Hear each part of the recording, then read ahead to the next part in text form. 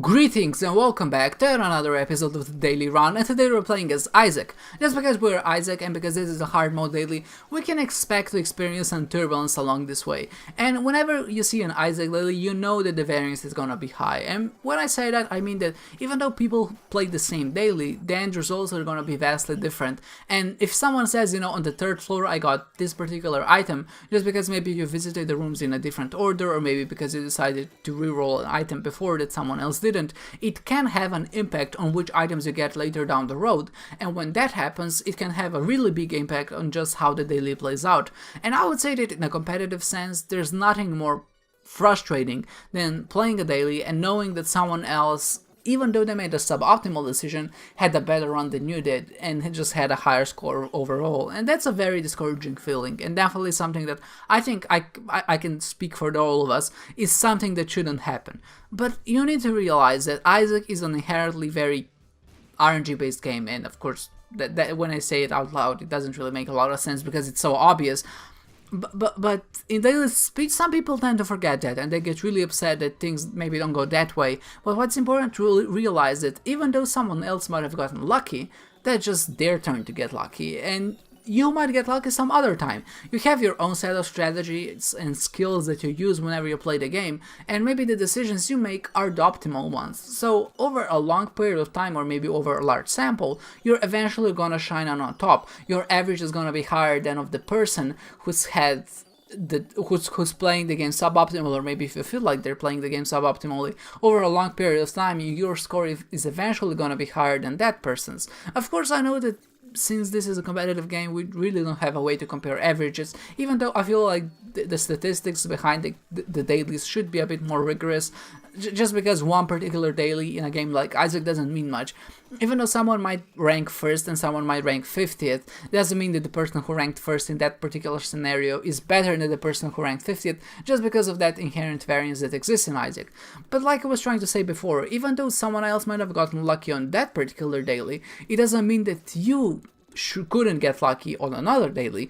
And of course, let's say for example this particular, I just want to point out an example, is that in this one I decided to take the reroll machine. I didn't even use my d6, and when I did that, what I did is I kept re-rolling, and I got a few good items out of it, which a lot of people would have picked up. I got Pyro at one point, which is 99 bombs. I think one of them was SMP Superfan, and something else. Essentially, I just kept re-rolling until eventually it broke and I got Little Chubby. And obviously, in that position, I would much rather maybe have Pyro than Little Chubby, but I decided to keep re-rolling. So in that case, my gamble didn't really pay off. And because we as humans tend to focus on the negative sides of things, we only tend to remember how a run went badly, or maybe which decisions we made weren't right, or maybe even though we felt were right, that we were unjustly punished for.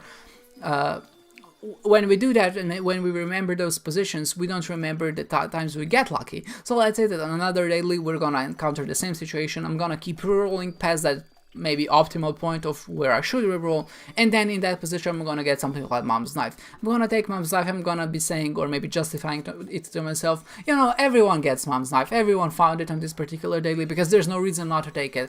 But I would say that in the average case, a lot of people who play the dailies will end up having a bad run, and when you have a good run, it's your turn to be lucky, and maybe on another day it's someone else's turn to be lucky. And it's important. I think we need to have some compassion as human beings, and I know compassion is a big word here because this is just a game, but I know a lot of people who probably do get genuinely upset about the game and maybe about how the variance goes. But we need to be, first of all, happy for those who had a good run, had a lucky run. There's really nothing to be gained by fostering negativity in an environment like this, just because I think dailies are a part of like a culture of Isaac. When we play them, we kind of compare our scores with that, and then we try to get better based on that. And when you foster that negativity, maybe even the sense of not disliking someone, but start labeling other people as cheaters maybe, or maybe you're saying that it's unfair or whatever, you're putting this negative perspective on the game, which I really feel doesn't deserve it. And I was in that position too, don't get me wrong. I did feel like some people were just cheating all the time. I felt, how is it possible that some people just get such high scores constantly? And I'm not sure, I'm not saying that someone might not be cheating or whatever, but I think it's important to realize that even though someone might get lucky, even multiple times in a row, there's probably something that they're doing different to you, which is maybe a bit better in that sense, and they're just playing the game better. In even them, I would say that if you go on any profile on Greedbot, and if you look through the scores, there's not a person who maybe wouldn't quit a particular daily just because of how bad it was, or maybe just have 1 or 2 bad scores in their history, and that's their unlucky moments. And when you're good at a game, you kind of turn the game to be more unlucky based than luck based, which is I think a good style of skill. So if you feel like you need to get lucky to win a run, then that means you're probably not a very experienced player. But if you feel like you have to be unlucky to lose a run, that probably means you're a very experienced and a good player in the game. And of course, this is just maybe generalization, but that's how it goes. So what I really wanted to segue all of this into is that there are some things that you need to focus on that are constant. You can't control which items you're gonna get, but you can control to which objectives you're gonna get, or maybe what you're gonna complete on a particular run. And because this is a run that goes to Mom's Heart, there's really one big objective that we have to get to, and that's Boss Rush. And why is it important? And I would say that getting to Boss Rush on a run that goes to Mom's Heart, or maybe even Mom, is so much more important than getting to both objectives when you have a run that goes maybe to Shoal Cathedral, or maybe even any other objective that goes even further than that. It's important to realize that these scores that you get from Boss Rush and Hush are constant. They're always going to give you 4,000 and 5,000 points respectively, and that makes a big difference. Let's say that you enter at Boss Rush at 30,000 points, and someone else might enter it at 18,000 points. Even though that difference is quite big at the start, it's 5,000 point difference, when you complete Boss Rush, your relative score is gonna be smaller. And by that, when I say that, I mean that, okay, maybe I'll try to rephrase it differently. Even though the difference at the start might be very high, so 5,000 points of difference is quite high, or maybe I'll use other numbers because it's quite simpler. Or maybe let's do it like this, let's do the age difference. So let's say that someone is 5 years old and someone is 10 years old. That difference in itself seems quite big. Obviously, one is twice as old as the other person.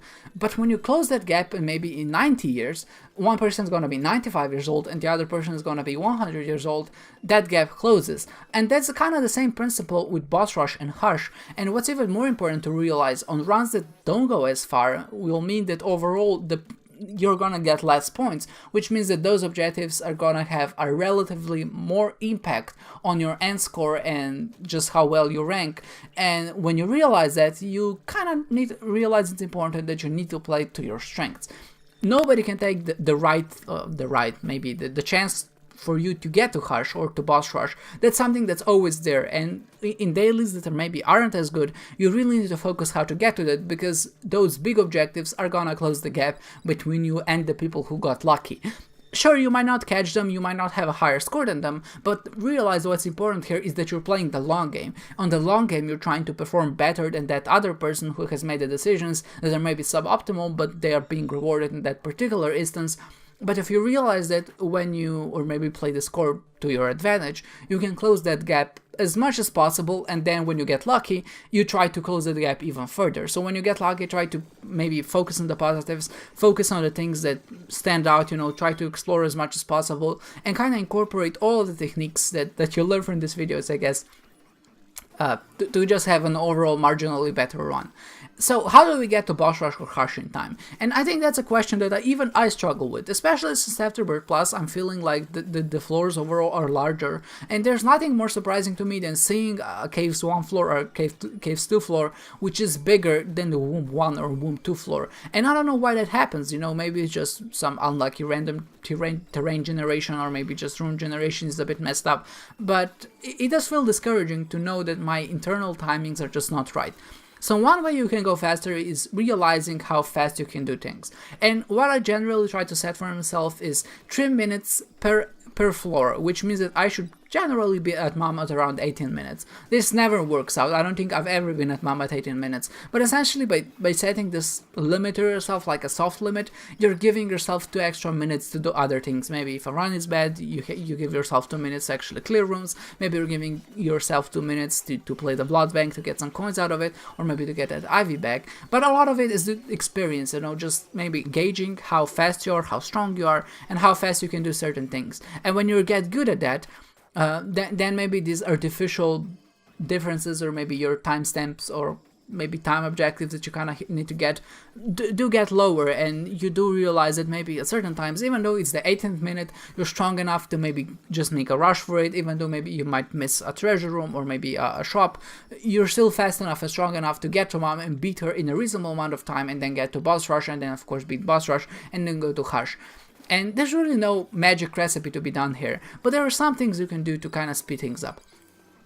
Besides, of course, like I said, realizing how maybe the time, and then intentionally skipping a few rooms. And I usually end up skipping rooms where I'm already at the boss room, and maybe the unexplored rooms, maybe there's like 2 or 3 unexplored rooms on the very other side of the map. And if I'm maybe running behind schedule, I'm not gonna visit those rooms because usually they're not really worth it.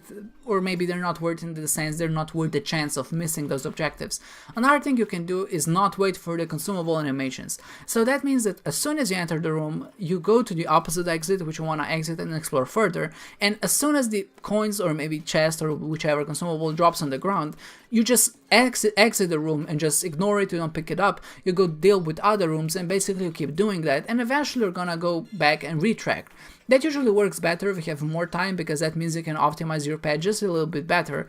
But when you realize that maybe when you leave the consumables on the ground, and so often you're just gonna go back because there's so many dead ends in this game, you're gonna pick them up on the way back, and there's really no reason for you to wait in that particular position until a coin spawns, because with that you're maybe losing like 2 to 3 seconds every room, and it's not really worth it. Or maybe 2 to 3 seconds doesn't sound much, but when you have multiple rooms, especially on a floor like Shoal, or not Shoal, dark room like this one, if you keep waiting for the consumables, there's maybe like 23, 30 rooms, so, and that adds up, like maybe it's not a minute, but I would say it's like 40 seconds in total if you do wait for the consumables to drop down, and if you just skip their animations, it's considerably faster. And maybe if you're in a rush, that's a good way to go faster, or maybe not in a rush, maybe that's a practice or a technique that you would like to incorporate in your own play, because it usually ends up working a bit better on smaller floors, just because it's easier to go back to pick up the consumables if you're not going, dead end.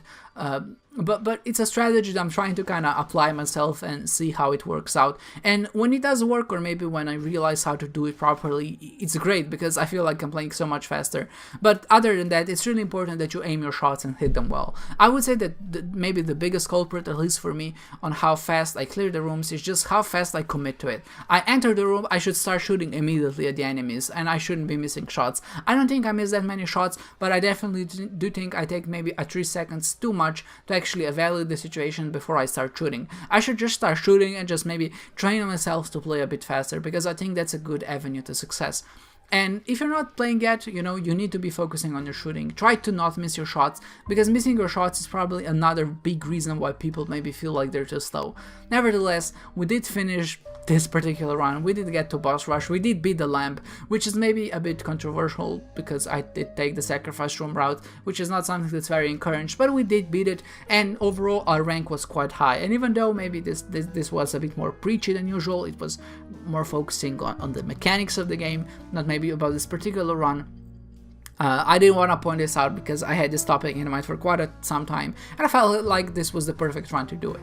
And as you can see, our score was relatively high. We did complete all of the major objectives, and yeah, it was a good run. I enjoyed it, even though it was an Isaac run. But whenever you have an Isaac run, what you have to keep in mind is that if I rank well, this is just because I got lucky.